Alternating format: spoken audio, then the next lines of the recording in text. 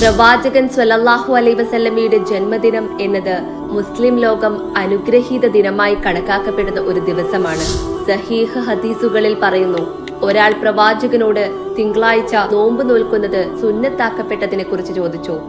അതിന് പ്രവാചകൻ മറുപടി നൽകിയത് ഇങ്ങനെയാണ്: അത് നല്ല ദിനമാണ്, ആ ദിവസം ഞാൻ ജനിച്ചു.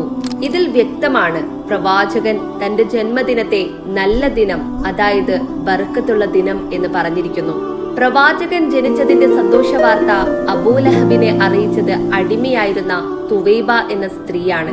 ആ സന്തോഷത്തിൽ അബൂലഹബ് അവരെ അടിമത്തത്തിൽ നിന്നും മോചിപ്പിച്ചു. സഹീഹ് ഹദീസ് പ്രകാരം പ്രവാചകന്റെ ജനനത്തിൽ സന്തോഷം പ്രകടിപ്പിച്ചു എന്ന ഒരു കാരണം കൊണ്ട് അബൂലഹബിന്റെ നരകശിക്ഷയിൽ ഇളവ് വരുത്തി എന്നാണ്. പ്രവാചകൻ ജനിച്ചതിൽ നമ്മൾ സന്തോഷിക്കുക, അതൊരു മുസ്ലിമിന്റെ കടമയാണ്. ഞാൻ പ്രവാചകന്റെ ജനനദിനം ആഘോഷിക്കുന്നില്ല എന്ന് പറയുന്നത് ആ വാക്കിന്റെ അപകടം മനസ്സിലാക്കാതെയാണ്.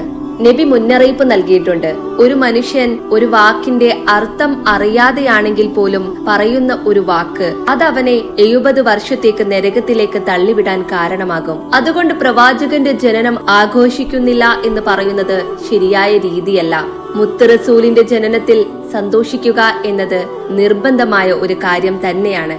റബീഉൽ അവൽ 12-ന് നബിദിനം ആഘോഷിക്കുക എന്നത് ചിലർ അത് ശുപാർശ ചെയ്യപ്പെട്ടതാണെന്ന്, അതായത് മന്ദൂബാണെന്ന് പറയുന്നു. ചിലർ അത് ബിദ്അത്താണെന്നും ചെയ്യാതിരിക്കുന്നതാണ് നല്ലത് എന്നും പറയുന്നു. പ്രവാചകന്റെ ജനനത്തിൽ നാം സന്തോഷിക്കുക, അതൊരു മുസ്ലിമിന്റെ കടമയാണ്.